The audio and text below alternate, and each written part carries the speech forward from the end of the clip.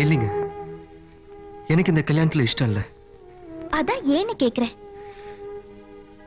அது வந்து நான் ஏற்கனவே ஒரு பொண்ண காதலிச்சிட்டேன். நீங்க லவ் பண்ணீங்களா? நம்பவே முடியல. யார் அந்த பொண்ணு சொல்லுங்க. இப்பவே அப்பா தாத்தா கிட்ட சொல்லி உங்க கல்யாணத்தை உடனடியா பேசி முடிச்சிடலாம். அது முடியாதுங்க. ஏ? அந்த பொண்ணு கல்யாணம் ஆயிடுச்சு. ஆமாங்க, நான் தான் அந்த பொண்ணை லவ் பண்ணேன். ஆனா அந்த பொண்ணு என்ன லவ் பண்ணல. வேற ஒருத்தரை காதலிச்சு அவரே கல்யாணமும் பண்ணிக்கிச்சு. உங்களை விட்டு இன்னொருத்தரை லவ் பண்ணிருக்கான்னா அந்த பொண்ணு உண்மையிலேயே அன்லக்கி தான். இல்லைங்க, அந்த பொண்ணு லக்கி தாங்க. நான் தான் அன்லக்கி. இல்லைன்னா நான் லவ் பண்ணது அந்த பொண்ணுக்கு தெரியாம இருக்குமா?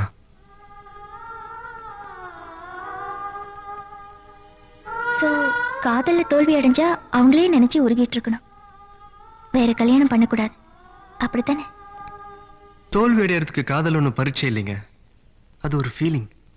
அந்த ஃபீலிங் ஒரு தடவை வந்துருச்சுன்னா மறுபடியும் மறுபடியும் அதை மாத்திக்கிட்டு இருக்க முடியாது.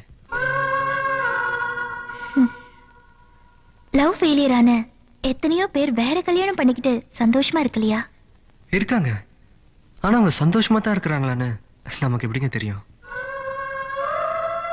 எங்க லவ் ஃபெயிலியரை வேற கல்யாணம் பண்ணிட்டு வாழ்ந்துட்டு இருக்காங்களே, அவங்க ஒவ்வொருத்தர் நெஞ்சையும் தொட்டு சொல்ல சொல்லுங்க பார்க்கலாம். ஏன் மனசுல அந்த பழைய காதல் இல்ல, எல்லாத்தையும் மறந்துட்டு வாழ்ந்துட்டு இருக்கேன்னு? நிச்சயம் முடியாதுங்க. 100 வருஷம் ஆனாலும் எங்கோ ஒரு மூலையில அந்த முதல் காதலை வந்து ஞாபகப்படுத்திட்டு தாங்க இருக்கும்.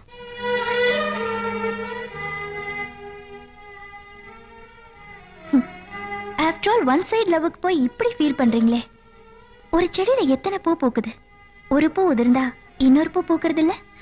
வாஸ்தவம் தாங்க. ஆனா உதிர்ந்த பூவை மறுபடியும் எடுத்து ஒட்டவேங்க பார்க்கலாம், முடியாது. அது மாதிரிதாங்க காதலும். சில பேருக்கு அது செடி மாதிரி, ஒண்ணு போச்சுன்னா இன்னொன்னு.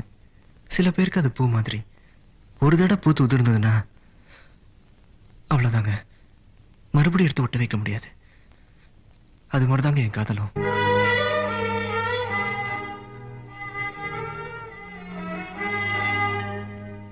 இதுதான் உங்க பதிலா? இல்ல, இதுதான் என் முடிவு. இந்த முடிவு உங்களுக்கு வேணா சோகமா இருக்கலாம், ஆனா இந்த சோகம் கூட எனக்கு சோகமா தான் இருக்கு.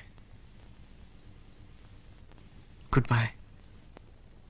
உன்னை நீங்கி என்னாலும் எந்த ஜீவன் வாழாது. உந்த அன்பில் வாழ்வதற்கு ஜென்மம் ஒன்று போதாது.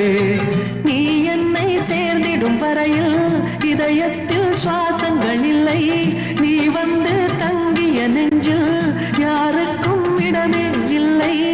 ஆசை காதல் கைகளில் சேர்ந்தால் வாழ்வே சொர்க்கம் ஆகுமே. ஆசை காதல் கைகளில் சேர்ந்தால் வாழ்வே சொர்க்கம் ஆகுமே. இந்த முடிவு தன் காதல் கைகூடலையேங்கிற விரக்தியினால எடுத்த முடிவில்ல, தன் காதலையே கடைசி வரைக்கும் நினைச்சுக்கிட்டு இருக்கணும், அதனால எடுத்த முடிவு. இது கூட ஒரு சுகமான முடிவுதான்.